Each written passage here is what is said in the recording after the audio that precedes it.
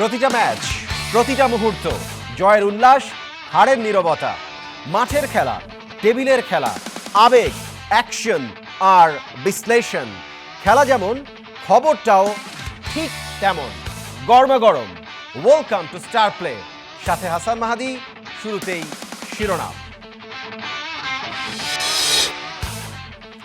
বিশ্বকাপের প্রস্তুতি ম্যাচে রাতে পানামার মুখোমুখি ব্রাজিল। প্রস্তুতির পূর্ণাঙ্গ সূচি প্রকাশ আর্জেন্টিনার। সোমবার শুরু আনুষ্ঠানিক অনুশীলন। ফিফা বলছে wonder kid Lionel Messi, Di Maria মুগ্ধ।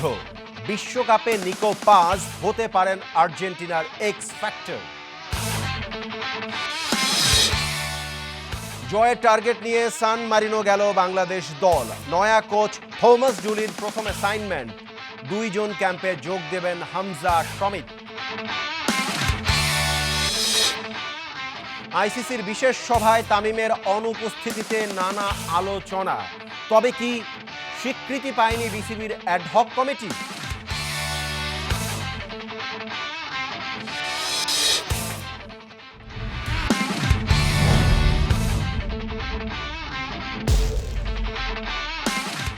এবার বিস্তারিত। শুরুতে ফিফা ওয়ার্ল্ড কাপের খবর।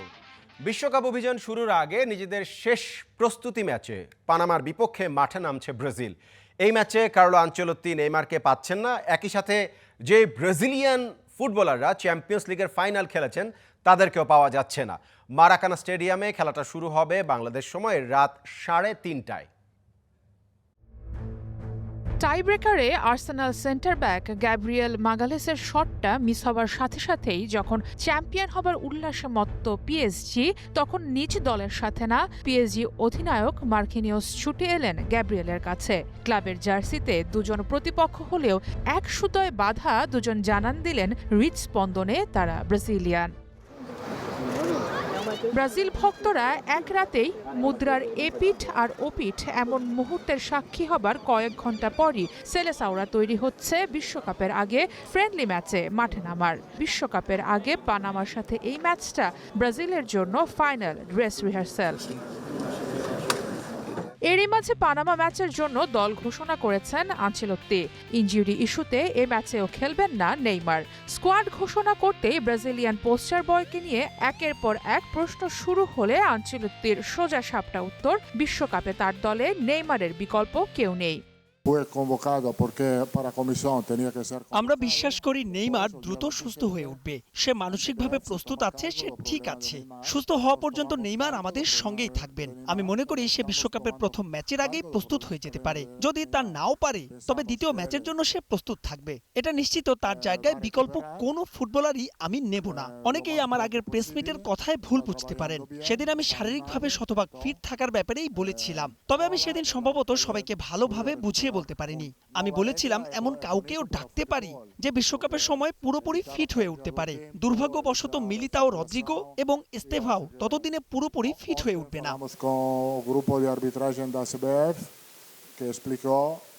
ঘরের মাঠ মারাকানায় ফ্রেন্ডলি ম্যাচটা খেলেই ইউএসের ফ্লাইট ধরবে সেলেসাওরা। সেখানে সরাসরি যোগ দিবেন মার্কিনিওস, গ্যাব্রিয়েলরাও। 14 তারিখ গতবারের সেমিফাইনালিস্ট মরক্কোর বিপক্ষে ম্যাচ দিয়ে ওয়ার্ল্ড কাপ মিশন শুরু হবে ব্রাজিলের। আনচেলত্তির ভাষ্য মতে ফিট হলে ওই ম্যাচেই হলুদ জার্সিতে আবারও মাঠে দেখা মিলবে ব্রাজিলিয়ান ফুটবলের রাজপুত্র নেইমারের। সারা মাহবুব, স্টার প্লে। যে সময়টাতে ব্রাজিল মারাকানায় তাদের শেষ বিশ্বকাপ প্রস্তুতি ম্যাচটা খেলছে, সেই সময়টাতে আর্জেন্টিনা দল পৌঁছে গেছে আমেরিকার কানসাস সিটিতে, যেখানেই তাদের বেস ক্যাম্প এবারকার ফিফা ওয়ার্ল্ড কাপের। এবং সেখানে পূর্ণাঙ্গ প্রস্তুতির সূচিও প্রকাশ করে দিয়েছে আলবিসেলেস্তে স্কোয়াড। লিওনেল মেসি এবং দি পলরা তো আগে থেকে আমেরিকায় খেলছেন মেজর লিগ সকারে। একই সাথে এই বিশ্বকাপ শুরুর আগে আইসল্যান্ড এবং হন্ডুরাসের সাথে দুটা প্রস্তুতি ম্যাচ খেলবে লিওনেল মেসিরা। আর সেখানেই আরেক লিওনেল, তার মানে coach Lionel Scaloni permutation combination করে বিশ্বকাপে তার সেরা একাদশটা ঠিক করে নেবেন। সুনীলের দাদা ঠাকুরের ৩৩ বছরের অপেক্ষা ছাপিয়ে ৩৬ বছর পর গেলবার আর্জেন্টিনা জিতেছিল অধরা শিরোপা। কনকাকাফ অঞ্চলে এবার 3 স্টার থেকে জার্সিতে 4 স্টারের অপেক্ষা। ইতোমধ্যে আলবিসেলেস্তে ভক্তরা জেনে গেছেন কোন ২৬ জন হচ্ছেন সেই স্বপ্ন সারথি। প্রতীক্ষা ছিল বিশ্বকাপের আগে আর্জেন্টিনার প্রস্তুতির পূর্ণাঙ্গ সূচির, তাও জানিয়ে দিলেন মাস্টারমাইন্ড লিওনেল স্কালোনি। ক্লাব ফুটবলের ব্যস্ততা শেষ, প্রথম অনুশীলনের আগেই তাই গোটা দলকেই পাচ্ছেন আর্জেন্টাইন বস। যুক্তরাষ্ট্রের কানসাস সিটিতে ইতোমধ্যে তাঁবু গেড়েছে ডিফেন্ডিং চ্যাম্পিয়নরা। প্রাথমিক ক্যাম্প হবে সেখানেই, চলবে ১ থেকে ৪ জুন অর্থাৎ বৃহস্পতিবার পর্যন্ত। ৫ জন টেক্সাসের বিমান ধরবে আর্জেন্টিনা, আলাদা করে বললে বিশেষ বিমান, ইতোমধ্যে যার ছবিও ভাইরাল নেট দুনিয়ায়। সেখানে গিয়ে অবশ্য হবে না কোনো অনুশীলন সেশন, কারণ ৬ জুন টেক্সাসের কলেজ স্টেশনের কাইলফিল্ড স্টেডিয়ামে হন্ডুরাসের বিপক্ষে যে আছে প্রীতি ম্যাচ। কিছুটা ইনজুরি কনসার্ন থাকায় যে ম্যাচে হয়তো লিওনেল মেসিকে দেয়া হতে পারে বিশ্রাম। এরপর ৮ জুন আলাবামার উদ্দেশ্যে যাত্রা করবে ডিফেন্ডিং চ্যাম্পিয়নরা। সেখানেও একদিন বাদে ৯ জুন জর্ডান হেয়ার স্টেডিয়ামে আর্জেন্টিনার প্রতিপক্ষ ইউরোপের দল আইসল্যান্ড। যদিও বিশ্বকাপের আগে খেলা দুই প্রতিপক্ষ অর্থাৎ হন্ডুরাস আর আইসল্যান্ড কোনো দলই দ্য গ্রেটেস্ট শো অন আর্থে খেলার যোগ্যতা অর্জন করেনি। তবুও এই দুই ম্যাচ দিয়েই শেষ মুহূর্তে নিজেদের ভুল ত্রুটি শুধরাতে চান লিওনেল স্কালোনি। প্রস্তুতি ম্যাচ শেষে সেখান থেকে আবারও কানসাস সিটিতেই ফিরবে গোটা দল। বিশ্বকাপ চলাকালীন ফুটবলারদের রিকভারি সেশন, মানসিক অবসাদ দূর কিংবা কৌশলগত আলোচনার জন্য নিজেদের প্রধান বেস ক্যাম্প হিসেবে এই শহরকেই বেছে নিয়েছেন কোচ। যে সময় মেসিরা ব্যবহার করবেন স্পোর্টিং কেসি ট্রেনিং সেন্টার। ১৬ জুন কানসাস সিটিতেই আলজেরিয়ার বিপক্ষে ম্যাচ দিয়ে শুরু হবে আর্জেন্টিনার আনুষ্ঠানিক বিশ্বকাপ মিশন, সঙ্গে শিরোপা ধরে রাখার লড়াইও। Mahbub Rimon, star play. FIFA তাকে বলছে wonder kid. Lionel Messi, Angel Di Maria তার খেলার প্রশংসা করছে। কে? চারটাখানি কথা তো না। এই তরুণের নাম নিকো পাজ, খেলেন ইতালিয়ান লিগের ক্লাব কোমোতে এবং চ্যাম্পিয়ন্স লিগে কী করেছেন সেটা সবাই জানেন। এই তরুণ এবারকার বিশ্বকাপে কি লিওনেল স্কালোনির তুরুপের তাস? কি যোগ করবেন আর্জেন্টিনা স্কোয়াডে? সেটা কি আলভারেজ, ম্যাকালিস্টার কিংবা নিকো উইলিয়ামসের মতন অন্য কোনো এক্সট্রা কিছু যোগ করতে পারে? এই সব ধরনের ব্যাপার তার মধ্যে আছে এবং রহমান পেয়ারের এক্সপ্লেইনারে আমরা জানব কেন নিকো পাজ আর সবার চেয়ে আলাদা।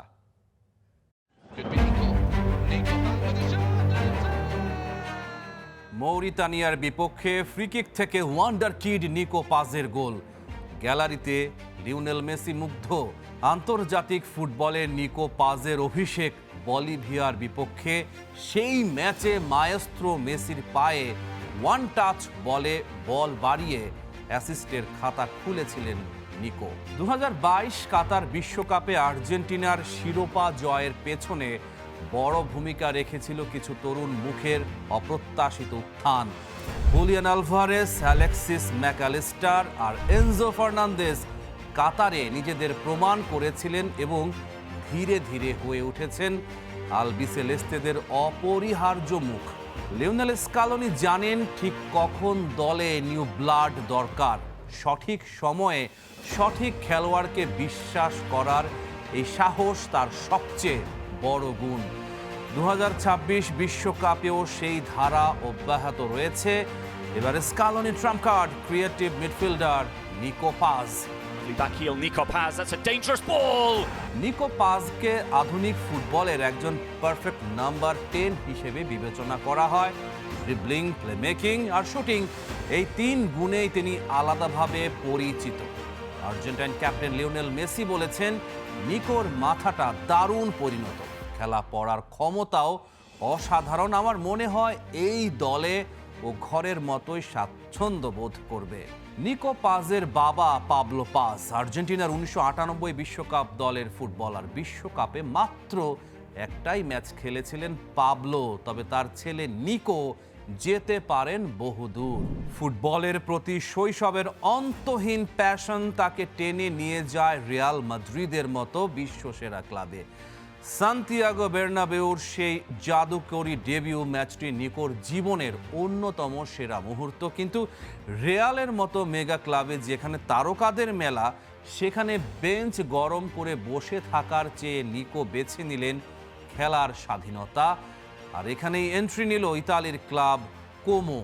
কোমো শহর আভিজাত্য, ঐতিহ্য আর নিখুঁত কারুকার্যের এক স্বর্গভূমি এই শহরটি শতাব্দী ধরে বিশ্বজুড়ে পরিচিত সিল্ক সিটি বা রেশমের শহর হিসেবে। নিকো পাজের খেলার স্টাইলটা ঠিক এই কোমর সিল্কের মতোই মসৃণ, শৈল্পিক এবং ধারালো। সেরিয়া লিগ মানে ডিফেন্ডারদের স্বর্গরাজ্য। এখানে স্প্যানিশ লা লিগার মতো সহজে জায়গা পাওয়া যায় না। নিকো পাজ নিজেই বলেছেন, ইতালির ফুটবলের প্রধান বৈশিষ্ট্য হলো এর ম্যান মার্কিং এবং নিডেড লো ব্লক ডিফেন্স। এখানে ডিফেন্ডাররা খ্যাপাটে কুকুরের মতো তারকার পেছনে লেগে থাকে এবং স্কিলফুল খেলোয়াড়দের জন্য কোনো স্পেস বা ফাঁকা জায়গা ছাড়ে না। কিন্তু নিকোর পায়ে রয়েছে জাদুকরি আর্ট। তিনি জানেন কিভাবে ওয়ান অন ওয়ান সিচুয়েশনে নিজের মার্কারকে বিট করতে হয়। ইতালির কড়া ডিফেন্সের মাঝেও নিকো যখনই তার মার্কারকে ড্রিবলিং বা বডি ফেইন্ট দিয়ে ছিটকে দেন, তখনই প্রতিপক্ষের ডিফেন্সে বড় সড়ো ফাটল তৈরি হয়। আর সেই ফাঁকা জায়গায় ফায়দা তুলে নিকো তার ফরওয়ার্ড লাইনে ডেডলি পাস বাড়িয়ে দেন। অর্থাৎ প্রতিপক্ষ যতই লেজে গোবরে অবস্থা তৈরি করতে চাক না কেন, নিকো তার সিল্কের মতো মসৃণ পাসিং দিয়ে ঠিকই ফাঁদ কেটে বেরিয়ে আসেন। আর্সেনাল ও বার্সেলোনার কিংবদন্তি সেস্ক ফ্যাব্রেগাসের অধীনে কোমোতে এসে নিকো স্রেফ একজন প্রতিভাবান তরুণ থেকে সেরিয়ার সবচেয়ে বিধ্বংসী মিডফিল্ডারে পরিণত হয়েছেন। 2025-26 মৌসুমে কোমোর হয়ে 35 ম্যাচে 12 গোল আর 6টা অ্যাসিস্ট নামের পাশে। রোমা কিংবদন্তি ও ইতালির সাবেক ফরওয়ার্ড ফ্রান্সেসকো তত্তি বলেছেন, এই মুহূর্তে ইতালিতে ইতালিয়ান প্রতিভার বড়ই অভাব। এখন আমি যে খেলোয়াড়ের দিকে সবচেয়ে বেশি মনোযোগ রাখছি সে নিকো পাজ। যদিও সে ইতালিয়ান না, ওর মধ্যে এমন কিছু একটা আছে যা আমাকে সত্যি মুগ্ধ করে। বিশ্বের সেরা খেলোয়াড়দের একজন হওয়ার জন্য যা যা লাগে সব ওর আছে। নিকো পাজের বাঁ পায়ের সৃজনশীলতা, হাফ স্পেস বা লাইনের মাঝখানে অপারেট করার সহজাত ক্ষমতা এবং বক্সের ঠিক সামনে গিয়ে হঠাৎ খোলস ছেড়ে বেরিয়ে আসার যে এক্স ফ্যাক্টর, তা 2026 বিশ্বকাপে আর্জেন্টিনার অ্যাটাক লাইনে এক সম্পূর্ণ নতুন ডাইমেনশন যোগ করতে যাচ্ছে। বল পায়ে প্রতিপক্ষের ডিফেন্স লাইন ভেঙে চুরমার করা কিংবা ফাইনাল থার্ডে প্রতিপক্ষের আনপ্রেডিক্টেবল পাসিং গেম দিয়ে বিভ্রান্ত করা, সব কিছুতে নিকো পাস যেন স্কালোনির রণকৌশলের একদম perfect fit. Rahman Peyar, star play.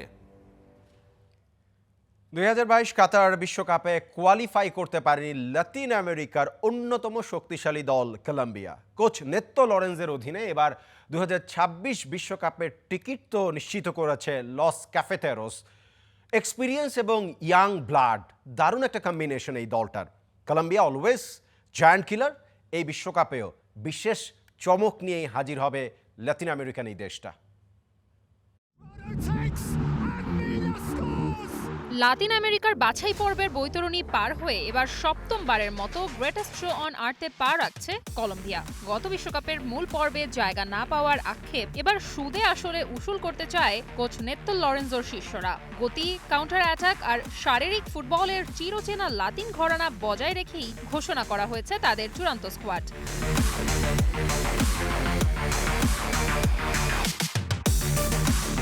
এবারের বিশ্বকাপে কলম্বিয়ার dark horse winger Luis Diaz আর 2014 বিশ্বকাপের গোল্ডেন বুট জয়ী অভিজ্ঞ জাদুকর ও অধিনায়ক হামেস রদ্রিগেজ। মাঝ মাঠে নজর থাকবে উদীয়মান তারকা রিচার্ড রিওজের উপর। শক্তির জায়গা, আক্রমণ ভাগের গতি আর কাউন্টার অ্যাটাক, বিশেষ করে বাম প্রান্তে লুইস দিয়াজের ওয়ান অন ওয়ান ড্রিবলিং আর নিখুঁত ক্রস প্রতিপক্ষের রক্ষণ ভাগের জন্য বড় হুমকি। সাথে হামেস রদ্রিগেজের দূরপাল্লার শট আর সেট পিস নেওয়ার দক্ষতা দলের বড় প্লাস পয়েন্ট। দুর্বলতার জায়গা, রক্ষণ ভাগের ধারাবাহিকতার অভাব। ইয়েরি মিনা কিংবা ডাভিনসন সানচেজদের মতো ডিফেন্ডাররা মাঝে মধ্যেই ফাস্ট ফরওয়ার্ডদের সামনে হাইলাইনে খেলতে গিয়ে খেই হারিয়ে ফেলেন আর পেনাল্টি বক্সে ভুল সিদ্ধান্ত নিয়ে বসেন।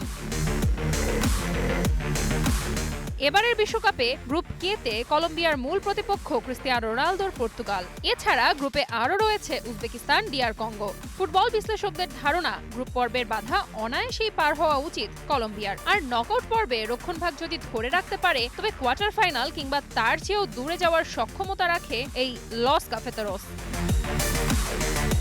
Diana Zarin, star play. FIFA World Cup মানেই শুধু ফুটবল নয়, নতুন দেশ, নতুন সংস্কৃতি আর চোখ ধাঁধানো জায়ান্ট সব স্টেডিয়ামের অসাধারণ গল্প। 2026 বিশ্বকাপের 16টা ভেন্যু তৈরি হয়ে আছে মানুষের মাথা ঘুরিয়ে দেওয়ার জন্য। আমরা স্টার প্লের বিশেষ আয়োজন দ্য গ্রেট 16-এ প্রতিদিনই প্রত্যেকটা ভেন্যুর গল্প জানাচ্ছি। আজ আমরা যেতে চাই কানাডার ভ্যাঙ্কুভারে, সেখানে বিসি প্লেস স্টেডিয়ামের গল্প আজকে জানবো। 3 দেশ 16 স্টেডিয়াম, এক স্বপ্নের বিশ্বকাপ। এস্তেকার ইতিহাস থেকে সোফাই স্টেডিয়ামের বিস্ময়। 2026 ওয়ার্ল্ড কাপ শুধু ভেন্যু নয়, দেবে এক অবিশ্বাস্য ট্রাভেল এক্সপিরিয়েন্স। স্টার প্লে শোনাবে প্রতিটা স্টেডিয়ামের নিজস্ব গল্প, ইতিহাস, স্থাপত্য আর ফুটবল আবেগের মহাকাব্য। সাথে আছি আপনাদের ভেন্যু গাইড তানজিম ঐশী।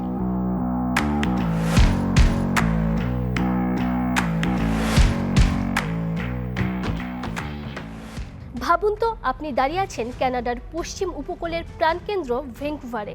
চারিপাশে পাহাড়, সমুদ্র আর আধুনিক শহরের মিশেল। আর ঠিক শহরের মাঝখানে মাথা উঁচু করে দাঁড়িয়ে আছে 2026 বিশ্বকাপের অন্যতম আকর্ষণীয় ভেন্যু বিসি প্লেস। বিশ্বকাপ চলাকালে এই স্টেডিয়ামই হয়ে উঠবে কানাডার ফুটবল উৎসবের প্রাণকেন্দ্র। আজকের এই অত্যাধুনিক স্টেডিয়ামের যাত্রা শুরু হয়েছিল 1983 সালে। একসময় এটি ছিল বিশ্বের অন্যতম বড় এয়ারড্রোম স্টেডিয়াম। তখন থেকেই কানাডার ক্রীড়া সংস্কৃতির অন্যতম বড় অংশ হয়ে উঠেছে বিসি প্লেস।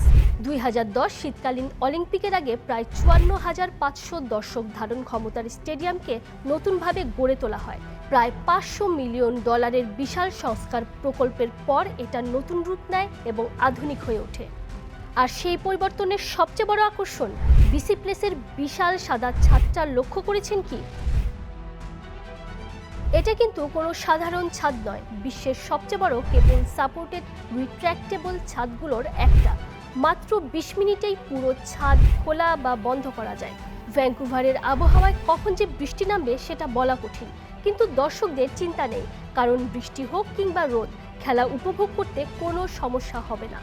ছাদে ব্যবহার করা হয়েছে বিশেষ ইটিএফই মেমব্রেন, যা সূর্যের আলো ঢুকতে দেয় কিন্তু অতিরিক্ত তাপ আটকে রাখে। অর্থাৎ ভেতরে থাকবে আরামদায়ক পরিবেশ। আরেকটা বিষয় আপনাকে অবাক করতে পারে, বিশ্বকাপের জন্য এখানে বসানো হয়েছে বিশেষ হাইব্রিড ঘাসের মাঠ। সাধারণত এই স্টেডিয়ামে কৃত্রিম টার্ফ ব্যবহার করা হয়, কিন্তু ফিফার নিয়ম মেনে এবার আনা হয়েছে প্রাকৃতিক ঘাস। কৃত্রিম ফাইবার আর প্রাকৃতিক ঘাসের মিশ্রণে তৈরি এই প্রযুক্তি মাঠকে করবে আরও শক্তিশালী আর টেকসই। এমনকি মাঠের নিচে রয়েছে অত্যাধুনিক ভেন্টিলেশন আর ড্রেনেজ সিস্টেম, যাতে টানা ম্যাচ হলেও খেলার মান একটুও কমবে না। বিসি প্লেস শুধু একটা ফুটবল মাঠ নয়, এটা আসলে কানাডার ক্রীড়া ইতিহাসের জীবন্ত অংশ। 2010 অলিম্পিকের উদ্বোধনী এবং সমাপনী এখানেই হয়েছিল। 2015 নারী বিশ্বকাপের ফাইনালও হয়েছিল এই মাঠে, যেখানে যুক্তরাষ্ট্র জাপানকে হারিয়ে শিরোপা জিতেছিল। এমনকি পোপ জন পল সেকেন্ড এখানে ভাষণ দিয়েছিলেন। অর্থাৎ এই স্টেডিয়ামের দেয়ালগুলো একটা ইতিহাসের গল্প বলে। এখন যদি আপনি ভাবেন আচ্ছা স্টেডিয়ামে যাওয়া কি ঝামেলার, তাহলে উত্তর হলো একদমই না। বরং অনেকেই বলেন এই স্টেডিয়ামে সবচেয়ে সহজে পৌঁছানো যায় এমন একটা স্টেডিয়ামগুলোর মধ্যে অন্যতম একটা। ডাউনটাউন ভ্যাঙ্কুভার থেকে যে কোনো জায়গা থেকে হেঁটে পৌঁছানো যায় এখানে। স্টেডিয়ামের ঠিক পাশেই স্কাই ট্রেন স্টেশন, যেখান থেকে সরাসরি বিমানবন্দর পর্যন্ত সংযোগ আছে। এমনকি নর্থ ভ্যাঙ্কুভার থেকে ফেরিতে চড়েও সহজেই আসা যায়। আর বিসি প্লেসের চারপাশ, সেটাও যেন একেবারেই আলাদা এক অভিজ্ঞতা। কয়েক মিনিট হাঁটলেই পাশেই পাবেন ঐতিহাসিক গ্যাস টাউন, রঙিন চায়না টাউন কিংবা অভিজাত ইয়েল টাউন। একটু সামনে গেলেই ফলস ক্রিকের পানির ধার ধরে অসাধারণ ভিউ। অনেক ফুটবল সমর্থকই হয়তো ম্যাচের আগে বা পরে এখানে বসে স্থানীয় কফি কিংবা কোল্ড ড্রিঙ্কস হাতে শহরের সৌন্দর্য উপভোগ করতে পারবেন। এবার আসি ম্যাচগুলোর কথায়। 13 জুন অস্ট্রেলিয়া ভার্সেস তুর্কি ম্যাচ দিয়ে শুরু হবে বিসি প্লেসের বিশ্বকাপ যাত্রা। আছে গ্রুপ পর্ব, নকআউট সহ 7টা ম্যাচ। সবচেয়ে বড় বিষয় হলো, যদি কানাডা নিজেদের গ্রুপ চ্যাম্পিয়ন হতে পারে তাহলে তারা নকআউট ম্যাচটাও এখানেই খেলবে। অর্থাৎ নিজেদের পরিচিত পরিবেশ, নিজেদের সমর্থকদের সামনেই ইতিহাস গড়ার সুযোগ পাবে তারা। 2026 বিশ্বকাপে যদি এমন একটা শহরের কথা বলেন যেখানে ফুটবল, প্রকৃতি, আধুনিকতা আর উৎসব একসঙ্গে মিলবে, তাহলে ভ্যাঙ্কুভার আর বিসি প্লেস থাকবে সেই তালিকার একেবারে ওপরের দিকে। এখানে শুধু ম্যাচ হবে না, তৈরি হবে আজীবন মনে রাখার মতো একটা অভিজ্ঞতা। সান মারিনোর বিপক্ষে আন্তর্জাতিক প্রীতি ম্যাচ খেলতে দেশ ছেড়েছে বাংলাদেশ জাতীয় ফুটবল দল। সেখানে 3 দিনের প্রস্তুতি ক্যাম্প করবে জামালরা। 2 তারিখ ক্যাম্পে যোগ দেবেন হামজা, সমিত, জায়ানরা। ইউরোপের মাটিতে ম্যাচ জয় দিয়ে রাঙাতে চায় লাল সবুজের দল। জামাল ভুঁইয়ার সঙ্গে একটা সেলফির জন্য এয়ারপোর্টে ফ্যানদের লম্বা লাইন। এই একটা চিত্রই তো বলে দেয় বাংলাদেশ কতটা ফুটবল ক্রেজি নেশন। হামজা, সমিতের আগমনে সেই মাত্রাটা বেড়েছে বহু গুণে। তাই তো সান মেরিনো ম্যাচ ঘিরে দর্শকদের বাড়তি আগ্রহ। ফিফা আন্তর্জাতিক প্রীতি ম্যাচ খেলতে শনিবার দুপুরে সান মেরিনোর উদ্দেশ্যে রওনা হয় বাংলাদেশ জাতীয় ফুটবল দল। ইউরোপের মাটিতে ইউরোপের কোনো দলের বিপক্ষে প্রথম ম্যাচ। দেশবাসীকে জয় উপহার দিতে চান ডিফেন্ডার তপু বর্মন। ইউরোপে খেলতে যাচ্ছি, আসলে এটা আমাদের দেশের জন্য এবং আপনাদের সবার জন্য, আমাদের জন্য ভেরি ভেরি ইম্পর্ট্যান্ট, এবং আমরা আমাদের সর্বোচ্চটা দিয়ে খেলবো সেখানে, এবং জিতে আমরা দেশবাসীকে ঈদ উপহার দিতে চাই। এটা আমাদের একটা টার্গেট। জানালেন নয়া কোচ থমাস ডুলির পরিকল্পনাও। তার প্রথম কথাই হলো যে আমরা টিম ডিফেন্স, তার সাথে ডিফেন্ডার যারা আছে, আমরা গোল কনসিড করব না। এটা হলো মেন টার্গেট, এবং আমরা যদি গোল কনসিড না করি তাহলে কিন্তু আমরা গোল দিতে পারবো এবং ম্যাচ আমরা জয়ে ছিনিয়ে নিয়ে আসতে পারবো। এটা হলো মেন টার্গেট, এবং তার সাথে আসলে সে খুবই ফ্রি মেন্টালিটির, এবং তার সাথে খুবই স্ট্রং এবং হার্ড। এই ম্যাচই ডুলির প্রথম অ্যাসাইনমেন্ট। জয় দিয়েই শুরু করতে চান বাংলাদেশ অধ্যায়। যুব ও ক্রীড়া প্রতিমন্ত্রী আমিনুল হকের চাওয়াটাও একই। স্পোর্টস মিনিস্টার আমিনুল সাহেব, উনিও আমাকেও যে বললো যে আপনারা যান, এটা ভালো রেজাল্ট করেন। এই যে একটা ইন্সপিরেশন, যে কোচের সাথে কথা বলা, এগুলি করা, এগুলি আমি মনে করি যে এটা একটা আমরা বাড়তি পাওয়া আর কি। 5 মে ম্যাচ। সান মেরিনোতে পৌঁছে 3 দিনের ক্যাম্প করবে বাংলাদেশ। 2 তারিখ ক্যাম্পে যোগ দেবেন হামজা, সমিত, জায়ানরা। সঙ্গে 19 মাস পর জাতীয় দলে ডাক পাওয়া জিকু বাড়াচ্ছে আত্মবিশ্বাস। বাংলাদেশের থেকে র্যাঙ্কিংয়ে 30 ধাপ পিছিয়ে আছে সান মেরিনো। তবে তাদের দুর্বল ভাবার সুযোগ নেই। ইউরোপের বড় বড় দলের বিপক্ষে খেলার অভিজ্ঞতা সান মেরিনোর আত্মবিশ্বাসের জায়গা। KM Sony, star play.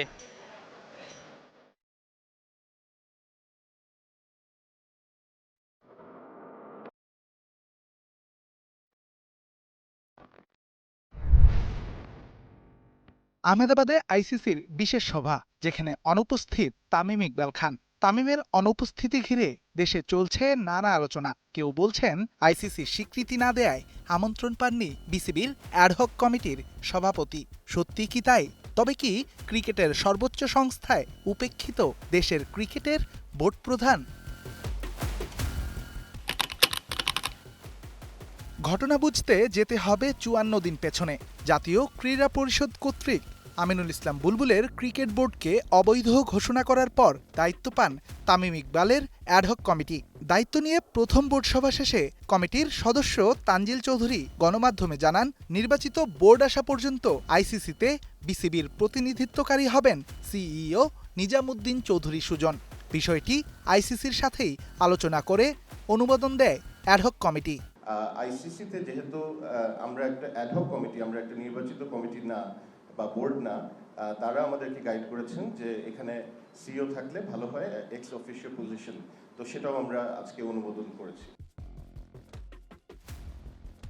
নিয়ম মেনেই আহমেদাবাদে আইসিসির বিশেষ সভায় যোগ দিয়েছেন নিজামুদ্দিন চৌধুরী। তবে প্রশ্ন উঠতে পারে, এবারই কি প্রথম কোনো বোর্ড সভায় সভাপতির স্থানে প্রতিনিধিত্ব করছেন প্রধান নির্বাহী? রেকর্ড বলছে এমনটা এর আগেও দেখা গেছে ভারতীয় ক্রিকেট বোর্ডে।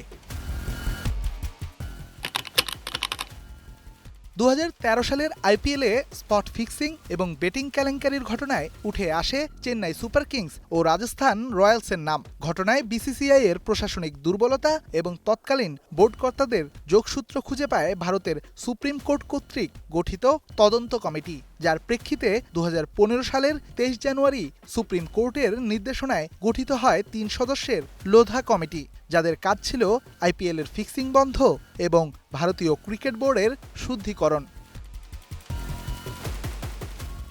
লোধা কমিটি দায়িত্ব নেয়ার পরেই বিসিসিআই এ প্রথমবারের মতো নিয়োগ দেয়া হয় প্রধান নির্বাহী অর্থাৎ সিইও। কমিটির শাসনামলে যার দায়িত্ব পান রাহুল জোহরি। দীর্ঘ 4 বছর আইসিসির সকল সভায় বিসিসিআই এর প্রতিনিধিত্ব করেন রাহুল। সুতরাং বলাই যায়, ইলেক্টেড বোর্ড গঠনের আগে আইসিসির সভায় কোনো বোর্ডের রিপ্রেজেন্টেটিভ হিসেবে সিইওর উপস্থিতি এবারই নতুন না। আর আগামী 7 জুন বিসিবি নির্বাচনের পর আইসিসির পরবর্তী সভায় বাংলাদেশের প্রতিনিধিত্বকারী হবেন বিসিবির নতুন president. Redwan Shaon, star play, Dhaka. খেলা থামবে না, খবর না প্রতিদিন দুপুর 1:30 এবং রাত 8টায় স্টার প্লে। Stay tune.